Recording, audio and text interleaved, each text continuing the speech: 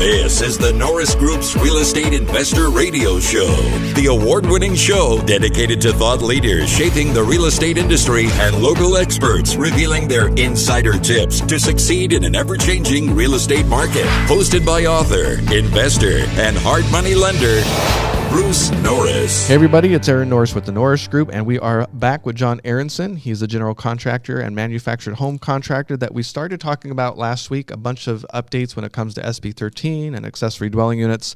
And I want to start this week by talking about, I feel like we're going to be troublemakers in the ADU space together. We're finding out all kinds of things. I've been exploring 3D printed housing, but I was also really interested in finding out that Amazon had made a little bit of an investment in a manufacturing plant that was, I think the office is based in Santa Monica, but the manufacturing plant is out in Fontana. And I'm like, why would Amazon be investing in a prefab plant? But it made the news, and you ended up taking a tour. So tell me about that.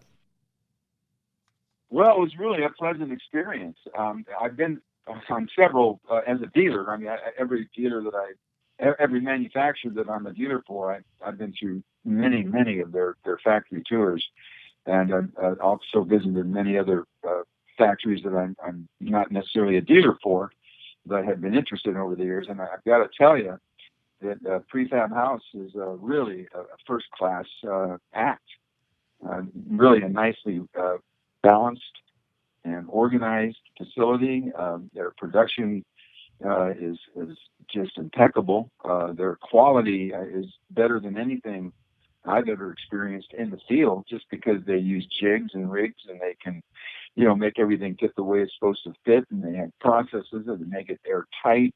And there's just so many advantages to going with modular or manufactured versus site built, in my opinion.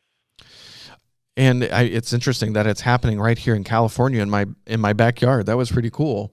And the prefab plant has a beautiful website. The price point of this, they have one ADU currently on their site, and it's priced. I think the base price, not including like the permits and all that, is around $100,000. I need to look at that. I think you're right. No, I actually toured that. Oh, you did? What did you think of that model? Yeah, I did. I liked it. No, it was very open, very spacious. Had a lot of windows in it. In fact, I had so many windows in it. I questioned the gentleman who toured me through the factory about the Title 24 and earthquake. I didn't see much shear panel on them, but he said that they could always retrofit that back in. They've been using that particular model as a model in shows and exhibits and so forth. It's very modern. So it's only 400 square feet, and it says the base price is $99,000. It's a 1-bedroom, 1-bathroom, and the completion estimates they have at $160,000. So it's pricey, but it is pricey, but yet it's probably at the end of the day a lot less expensive than going with a site built. It doesn't take nearly as long to get put on your property and CO'd, so that you can actually start using it. And, for investors especially, where time is money, you want to go with the fastest way possible to start revisiting your cash. Did they say what their turnaround times have been? 4 to 6 weeks. Wow, that's really not bad. It's not bad at all.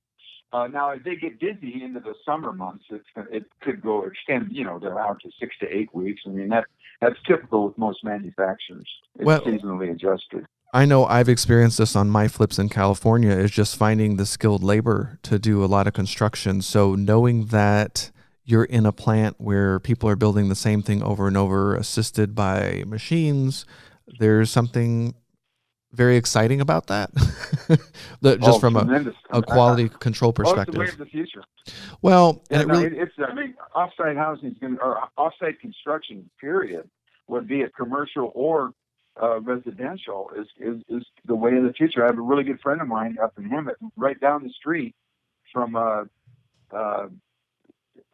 Hallmark. In fact, Hallmark can see the car wash. It's all factory built. It's all done in a plant. Now, for those of you unfamiliar with Hallmark, that's not the card store. This is a manufactured home manufacturer. Sorry about that. And CO'd sound for certificate of occupancy. I've definitely been learning a lot through this process, but I see this. The off-site building makes a lot of sense to me. I don't see it changing. If anything, I really think that's going to be the way of the future. Just especially here in the state of California, it's seen as very green. The few stick homes that we built, I mean, the attention to detail you have to have now about runoff and dust. I mean, the expenses that come along. It'll be interesting to see. I haven't compared the cost of that when you're not having to build like that on site. Have you happened to see sort of like a comparison, the cost savings because you don't have to do that kind of on-site prep? Oh, absolutely.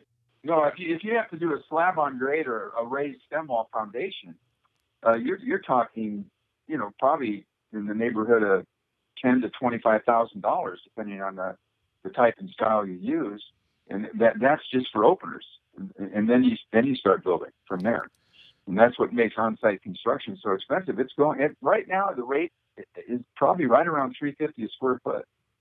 Yeah, $350 a square foot, and that's expensive. But like you said, that there's labor shortages. There's high demand right now for new construction as well, more for rebuilding and remodeling, room additions, than for just about any other segment of construction.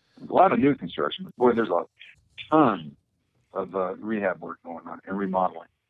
Well, if we're comparing timelines right now, so in this kind of thing, the planned prefab, a 4 to 6 week turnaround, which is really amazing. How are the manufactured builders doing? Are they really building and behind? Are they similar time frame? Pretty much getting caught up. They had that run of bad luck with all the crises that were happening up and down the state, the fires and the floods and everything else. And they were in high demand then. They were out, well, I'll give an example. The first ADU I bought, I ordered at the end of 2016, and I didn't get it until April of 2017. Oh, and that was right in the midst of all that stuff going on, all the crises. So it was way out there. It was out several months, and I've been a dealer for this particular company for 22 years, and they still couldn't do anything about it. It was what it was. But they pretty much caught up with all that, and now they're getting normalized, and they're back to a 4 to 6 week period. I just I had a day I spent at Silvercrest getting reindoctrinated with a bunch of new dealers and old dealers and personnel from Silvercrest, and kind of brought up to date on their inventory and where they are in production and so forth. And I left feeling pretty good that they can deliver, and they're at about 4 to 6 weeks as well. And stick built, in your experience? Hallmark, I'm not sure. I'm sorry? Oh, well, you were saying Silvercrest Hallmark is about the same, or you're not sure? The Hallmark, they've been recently acquired by a Canadian company, and I'm not even though I'm one of their dealers, I'm not really sure what's going on. The sales manager for Hallmark told me that they probably weren't going to continue making ADUs because the demand for what they do is significantly on the higher end and multi-sectional, multi-story, multi-dimensional type projects. That the ADU thing was almost kind of a thorn in their side. So I was glad to see Prefab House come along, frankly. It was interesting. They are into the ADU. At the Builder Show in Vegas, I talked to several people about ADUs, and it was not on their radar. So if it does get big in California, I think that could very much change. But just a point being, just real quick, what's the timeline in your experience with stick built for an ADU of the same size? Oh, geez, it's not even comparable. You do a site build project is going to take you anywhere from 6 months to a year, no matter how you cut it. You have so many trades involved. You've got so many scheduling issues going on. You got change orders going on. You got site preparation going on, and sometimes you run into obstacles there. And then the waste factor is unbelievable. The amount of waste on a site built structure is almost shameful. Yeah, no, understood. It is. I'm looking on Clayton Homes. Clayton Homes is. I don't know if it's wholly owned by Berkshire Hathaway. Do you know by chance? I know Buffett's got the majority of it. I remember when that transaction took place. It's been over 10 years now. But Yeah. When they first started, it was a little more low key than it was right now. It was right after Hurricane Charlie in 2004. I remember because I had to take a bunch of folks back there and help set up a bunch of those homes that got blown down or had to put new ones in. I spent over a year back there, and that was in 2004, 2005. Was right when Clayton Homes was being acquired by Buffett. So he's had it a while, and now he's on a roll. I wasn't sure about it at first because I didn't hear a whole lot about Clayton Homes when they first acquired the company, but now it's pretty much a known factor that Buffett's a major player. Yeah, the only thing that I am seeing, I don't see anything under 750 square feet.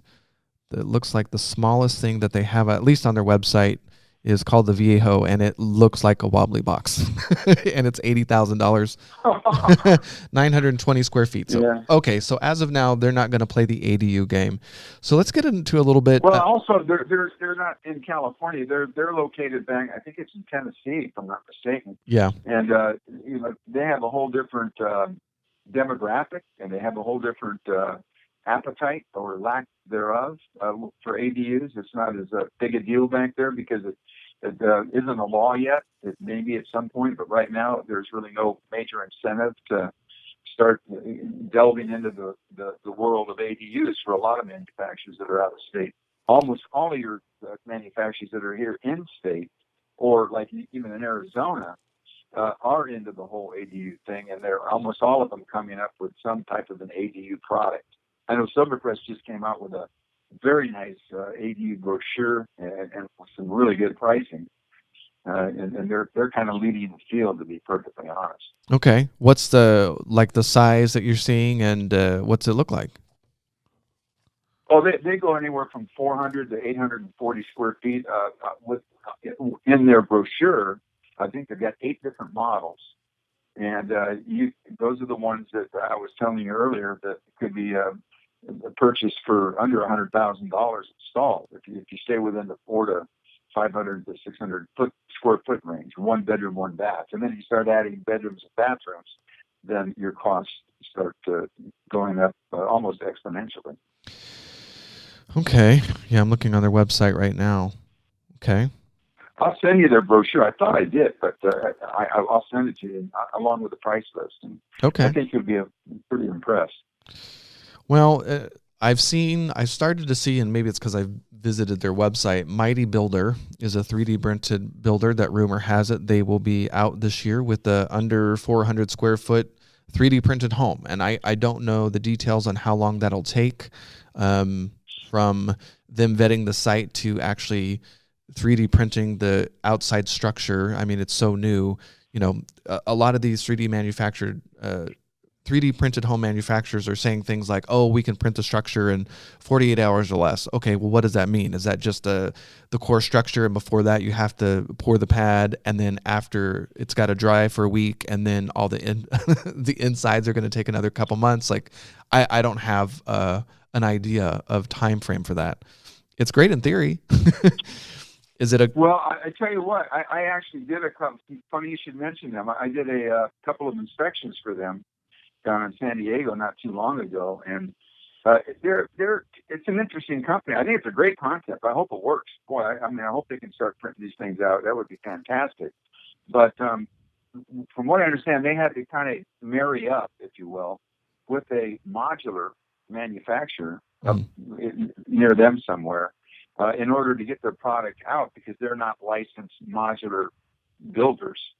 And in order for them to really expedite and facilitate any of their projects, they had to kind of marry in with an existing modular developer or builder manufacturer. Mm-hmm. And that I think there was a couple of issues there, because that meant it wasn't all printed and had to be part printed and part modular, and there was a question as to how you were going to integrate that. So, I think that they did get a little bit ahead of themselves, and I think they kind of retreated, if you will, and are going back to the drawing board. Well, they're still heavily advertising on, at least on my Instagram, so I see them. I would love to get them on the radio show at some point, but a lot of these manufacturers are going. I actually invited Icon, a 3D printed home manufacturer. I met them at the Builder Show. Jason, the CEO, I reached out to him and his PR team, and they said they'd pass for now. They're not ready to talk. Now, they're based out in Austin, and it is his goal to be able to print a structure for $10,000. So again, I think that's probably going to be a few years away. The price that That's a cement filled one? Oh, I'm sorry. Yeah. It's a cement one. So it's just a substrate that they're printing out. And from what I gather, the copyright or whatever you call it is actually on the substrate that they're printing with. So that was what my question all along is, where does this fit into the code? How long is it going to take? And I still don't have a lot of answers, but I'm interested in the price point, because if you could really print something for under 50 grand that fell under Title 25, that would be pretty stinking exciting. If you can rent it out for $1,500, that would make a big difference. That would be huge. But I think it's kind of going the way of what was that? Solar. When they first came out with solar, and they started experimenting with photovoltaic, and it's taken from the 70s, from the first energy crunch when they started developing and serious about solar. That's when they started with the photovoltaic solution, and they're still working on that today. Right. They just haven't been able to really get that thing under wraps. It's still macro technology, and they need micro technology to make it all work. And I don't think they've found that silicon chip yet. But at any rate, I kind of think 3D printing is going to kind of go that same route. I hope it doesn't take as long, but I think they're kind of going through a learning curve. I don't think it's going to take as long. It's going to take them some ramp up, and everyone's trying to be real quiet to do the stealth attack. But I wish them well, because it would be really interesting to see how that could really help the housing issue that we're having here. I guess. Oh, absolutely. One more thing we should bring up is definitely on the prefab. You sent me an email with some structures that I could buy on Amazon, and I laughed because it was $8,000. Were they positioning themselves as a granny flat? I forget. It kind of came across that way, to be honest with you. My wife laughed at it. She's the one that showed it to me, because she's an Amazon junkie. There's not a day goes by we don't get a package at the door from Amazon. But she looked at that and said, "Hey, do you think I should order one of these?" Well, if you go on Amazon, I'm on there right now, and you type in tiny home, there's these beautiful structures, but they're basically glorified tree houses or play houses, because the base price obviously does not include the pad. It doesn't include plumbing or air conditioning.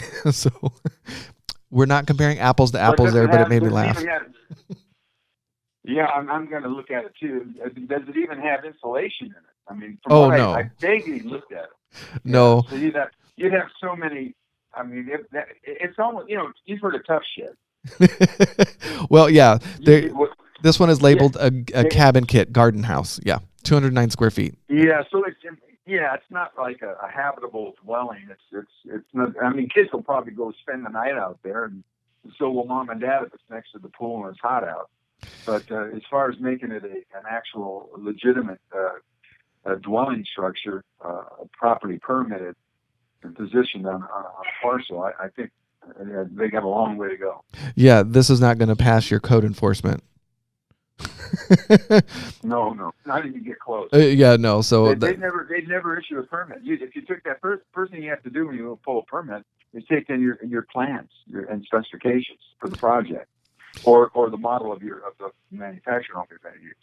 Well, and they couldn't do it because they wouldn't be approved drawings. No, and in SB 13, one of the reasons I wanted to bring it up is that there's a notice of correction for ADUs. So if somebody had illegally converted a granny flat outside a detached structure, or even the garage which was attached, and as long as it doesn't violate health and safety, if it doesn't have health and safety issues, there's going to be a 10-year hiatus for the owner to have time to fix it.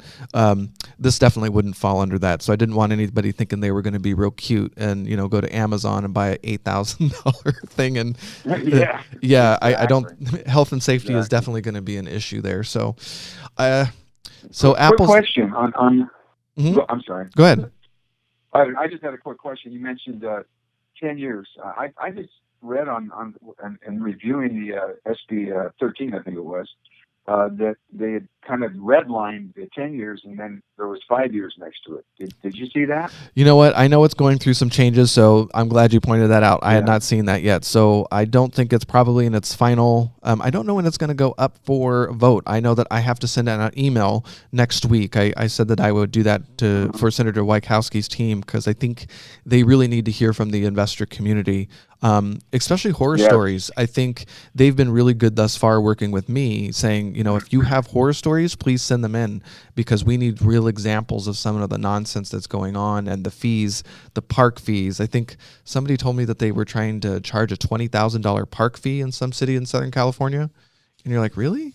Those are all these ridiculous entitlement fees and they're all getting. I mean, having read, I'm glad you asked me to kind of brush up on SB 13 because having gone through that, I can see where if it does pass, it's going to really tighten the rope around the noose around their neck to start complying with some of these issues and reducing some of these costs. Because I still, changing the doggone rules and regulations, it's almost like they're doing it as often as you change the sheets on your bed, for crying out loud. It's crazy. It is definitely.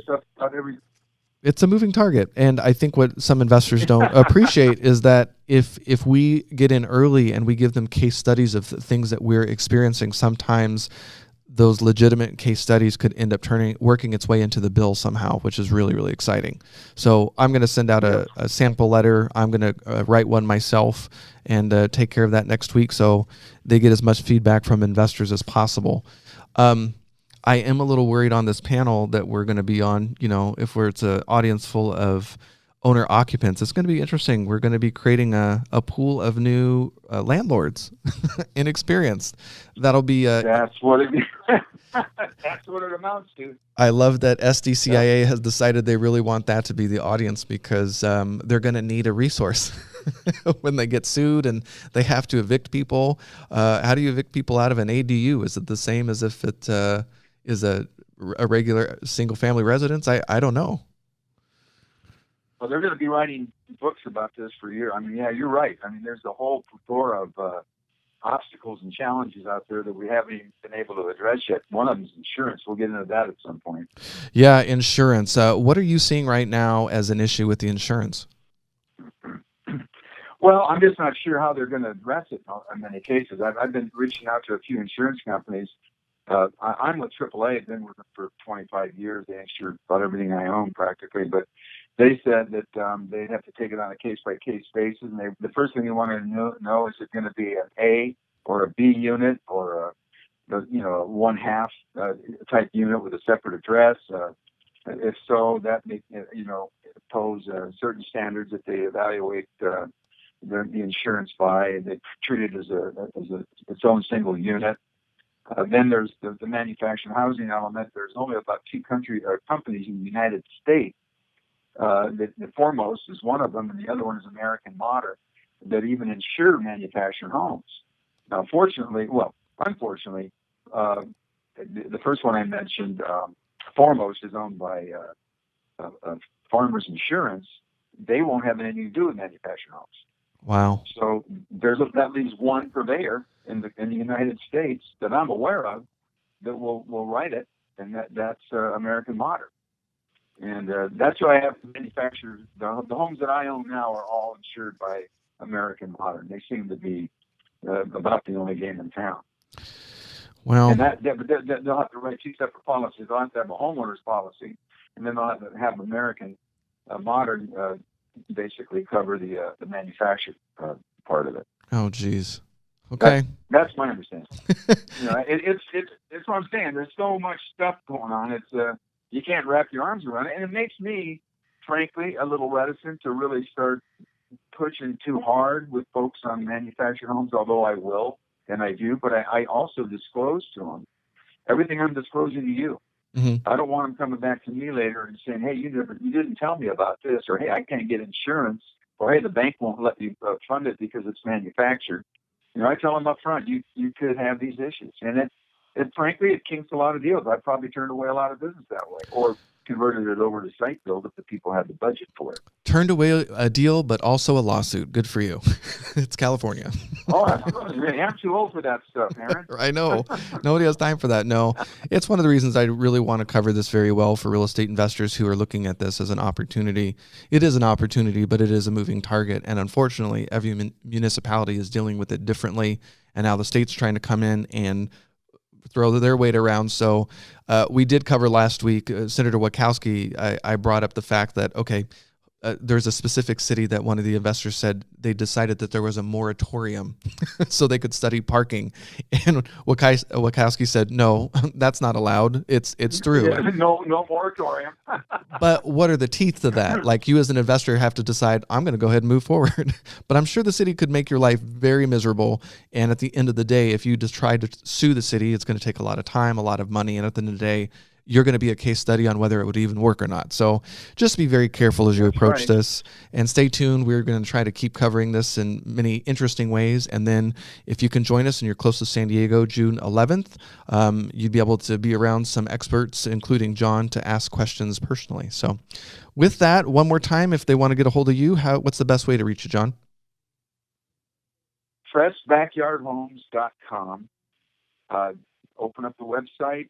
A lot of good information there. We're actually redesigning the website as we speak, so there'll be a lot of new forthcoming information. Also, download our guide.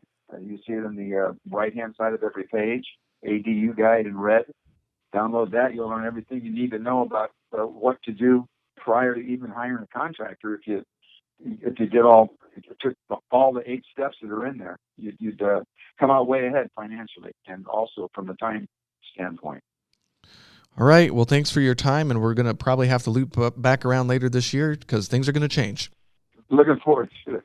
The Norris Group originates and services loans in California and Florida under California DRE License 012-19911, Florida Mortgage Lender License 1577, and NMLS License 1623669. For more information on hard money lending, go to thenorrisgroup.com and click the Hard Money tab. For more information on hard money loans and upcoming events with the Norris Group, check out thenorrisgroup.com. For information on passive investing with trust deeds, visit tngtrustdeeds.com.